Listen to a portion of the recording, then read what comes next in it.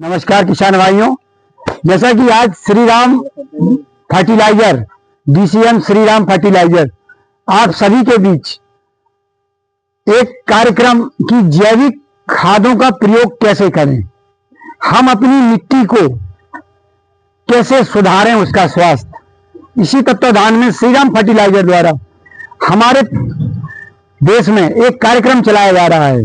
उसी संदर्भ में श्री राम फर्टिलाइजर ने मुझे बुलाया कि 1 जून से 30 जून तक हम अपने खेतों में संतुलित खादों का प्रयोग, संतुलित कीटनाशकों का प्रयोग, संतुलित खरपतवार नाशकों का प्रयोग करें। इसी संदर्भ में DCM श्री राम ने कहा, व्यास जी हमारा एक प्रोग्राम करवा दीजिए। उसी संदर्भ में आपसे मैं चर्चा करूंगा कि देखिए, गोबर, आप किसी भी गांव में जाइए, गोबर रास्ते के किनारे पड़ा होगा।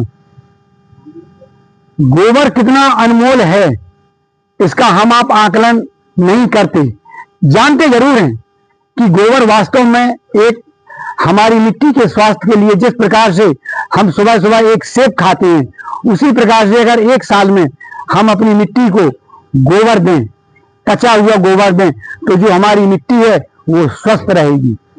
हमारा जो शरीर है, आप देखेंगे उसमें विटामिन, प्रोटीन, सब कुछ हमारे शरीर को चाहिए। इसी प्रकार हमारी मिट्टी को भी सारे तत्व चाहिए। आप जाते हैं, DAP की बोरी लाए और फेंक दिया DAP, 1 बोरी DAP 1 एकड़ में डाल दिया। DAP में नाइट्रोजन और फास्फोरस 2 ही चीजें होती हैं। मिट्टी को पता है आपको 16 से 18 तत्व चाहिए।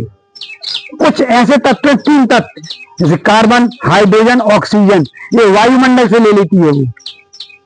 कुछ ऐसे तत्व होते हैं जो सूक्ष्म होते हैं, जो थोड़ा थोड़ा लगते हैं, जैसे अपन को विटामिन A, विटामिन 2, विटामिन 12। इसी प्रकार मिट्टी को जैसे जिंक, आयरन, कॉपर, मोलिब्डेनम, क्या कहते हैं, ऐसे काफी तत्व हैं, निकेल, सल्फर, कैल्शियम, मैग्नीशियम, ऐसे काफी तत्व में छोटे छोटे में। और जो ज्यादा लगते हैं फसलों को, जैसे फास्फोरस और पोटास और नाइट्रोजन। नाइट्रोजन हम यूरिया की बोरी फेंक के भी देते हैं, और हमारे पौधे वायुमंडल से खींच करके भी यूरिया का निर्माण करते हैं। कुछ पौधे जड़ों से भी यूरिया का निर्माण करते हैं। ठीक है, तो ये सारी चीजें, हमें इन चीजों को पहचानना होगा। ये सारी चीजें हमें कहां से मिलेंगी? गोबर से। ये सारी चीजें गोबर से मिलेंगी। और गोबर को हम किनारे डाल के, बरसात में पानी गिरा, वो बह के नाली से बह गया। तो हम सभी को गड्ढे बनाना चाहिए।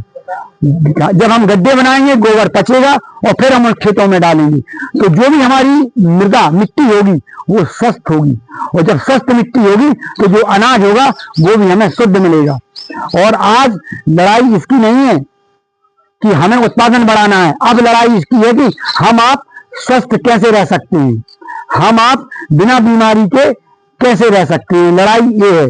जिनके पास गोबर नहीं है, वो लोग अपने फसल के अवशेष, जैसे लाई का डंठल,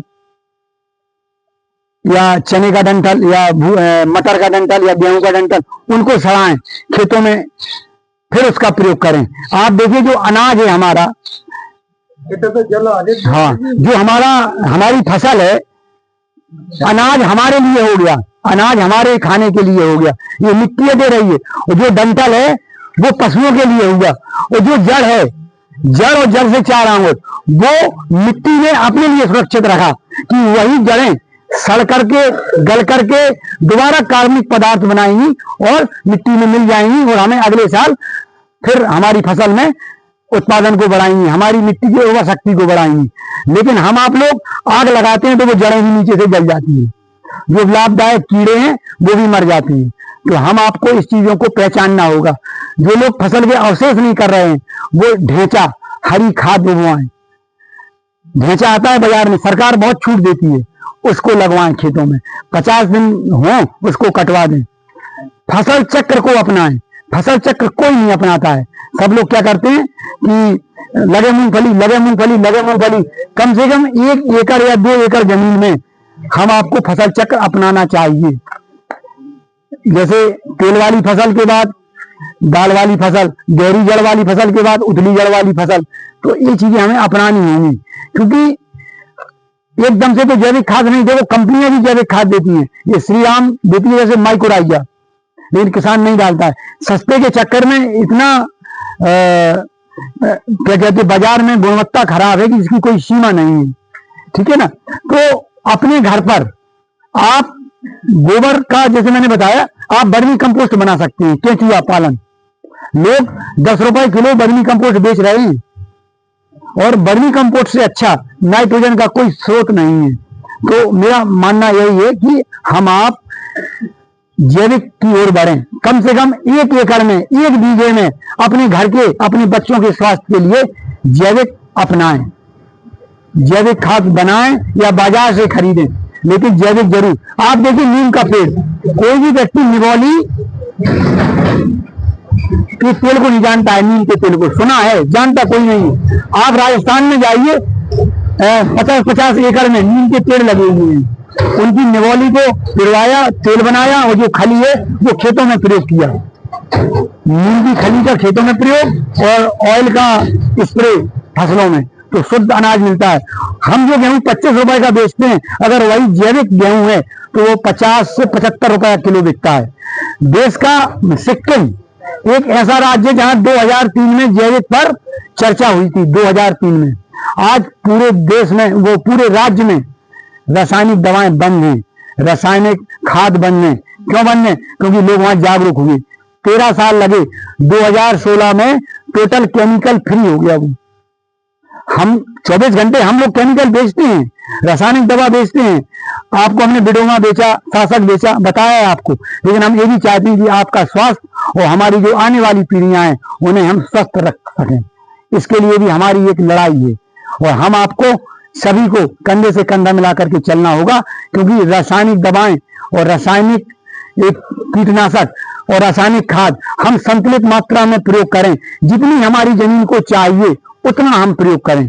कहने का मतलब ये है, मतलब ये नहीं है कि वो टोटल आप बंद कर दें।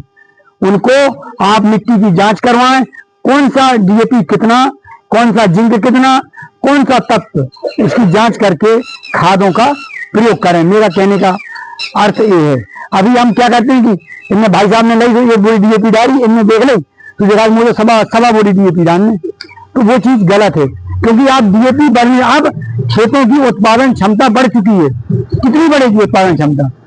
अब उत्पादन गिर रहा है और लागत बढ़ रही है, तो उस लागत पर हमें काम करना होगा। जब हम लागत पे काम करेंगे तो हमें जैविक की ओर जाना होगा।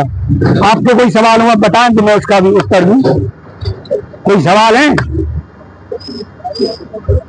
सरकार वर्मी कंपोस्ट पर अनुदान दे रही है। आप बात करिए किसी गांव में जाकर के वर्मी कंपोस्ट के गड्ढे बनवा, और जिस दिन आप वर्मी कंपोस्ट में डालने लगेंगे ना, आप भी कहेंगे कि हाँ कोई चीज बताई थी महाराज जी। इसी प्रकार बाजार में माइक्रोराइजा आता है, श्री राम जीवा के नाम से, श्री राम जीवा के नाम से माइक्रोराइजा आता है। उसमें क्या होता है, जीवाला जैसे है, देखिए ये बना है, इसकी ये जड़ें हैं। इसको हम खेत में डालेंगे तो जो हमारा डीएपी है ना, वो आघुलनशील होता है, वो कभी घुलता नहीं है। तो जब वो पड़ा रहे, जिसको हम डालेंगे, तो जो डीएपी खेत में डला है, जो फास्फोरस डला है, वो पूरा पौधों को उपलब्ध हो जाएगा धीरे धीरे। लेकिन इस माइक्रोराइजा में भी लोगों ने डुप्लीकेसी कर दिया। जब डुप्लीकेसी इतनी हावी है बाजार में कि अच्छा प्रोडक्ट चल ही नहीं पाता है। अच्छे प्रोडक्ट मिल रहा है 10 रुपए, उसमें मिल रहा है 100 रुपए। तो जो अच्छा लाने की कोशिश करता है वो भी कहता है मैं ऐसी तैसी कराऊंगी। आप श्री राम जीवा 4 किलो का एकड़ डलता है, 4 किलोग्राम पर एकड़। भाई साहब, आप अपने डीएपी को कम से कम 10 से 15% कम कर सकते हैं, लेकिन कोई नहीं करता है। आप देखिए PSB, phosphate soluble bacteria, phosphorus को घुलाने वाले जीवाणु, लेकिन आज तक कोई जानता ही नहीं है। बस ये बार जानते हैं, 1 किलो का डब्बा ले आए, 1 किलो को पाउडर ले आए। उनकी वो दुकानदार देते 600 को, वो दुकानदार देते 1200 को, तो ये 600 वाला अच्छा है। आप उसे क्यों मिला रहे हैं? बीज उपचार के लिए। आप कहते हैं भैया चिड़ियां ना खाएं, वो दाने चिड़ियां ना खाएं। अरे जब ऊपर पड़ा हुआ है दाना, तो चाहे चिड़ियां खाएं चाहे कौवा खाएं, हुआ कौन जमने आए। और दूसरी बात, आप देखेंगे देश में सबसे ज्यादा चिड़ियों को खिलाने वाला कोई है तो वो है किसान। आटा और शक्कर को मिला के सभी लोग डाला करते हैं कि चिड़ियां खा लें, तो वहां आप तो मूंगफली का दाना खा जाएंगे तो क्या दिक्कत है। तो आप लोग बीज उपचार इसलिए किया जाता है तो जमीन के नीचे दाना है हमारा, उस दाने में कोई भी बीमारी ना लगे, कोई भी फफूंदी ना लगे। आप समझते हैं। वो पाउडर की मैं बात कर रहा हूं, बाजार में जो 600 रुपए किलो बिकता है भाई साहब, वो नीला पाउडर है, सीधा मिला दो खत्म। दुकानदारों को ये भी पता नहीं है कि पहले क्या मिलाती हैं। आप किसी जहां चले वो कहेगा पहले मिला दो डब्बा, फिर भरक दो पाउडर से चिपक दे। चिपकाना हमारा उद्देश्य नहीं है। उस पाउडर से दाना एक बार निकल जाए तो जो भी फंगस है वो खत्म हो जाएगी, ये मेन उद्देश्य होता है। और बीज उपचार अनिवार्य है। हमेशा अच्छी क्वालिटी की दवा से ही अपनी फसल का शोधन करें। सस्ते के चक्कर में बिल्कुल ना पड़ें कि सस्ता सस्ता। सस्ते के चक्कर में जैसे आपको लगता है कि ये महंगा देते हैं, तो सस्ता भी खरीदिए महंगा भी खरीदिए, फिर बीज उपचार करिए। और बीज उपचार एक महत्वपूर्ण भूमिका निभाता है। पौधे की जड़ भी स्वस्थ, पौधा भी स्वस्थ। लेकिन भाई लोगों ने उसमें भी डुप्लीकेसी की। अच्छी दवाई 4 किसानों के यहाँ गई और जो वो सस्ता वाला पाउडर है वो सबके यहाँ गया। तो उससे जब हमें लाभ नहीं मिला तो लोगों ने कहा अरे क्या करने मिला के हमारा आंदोलन ऐसे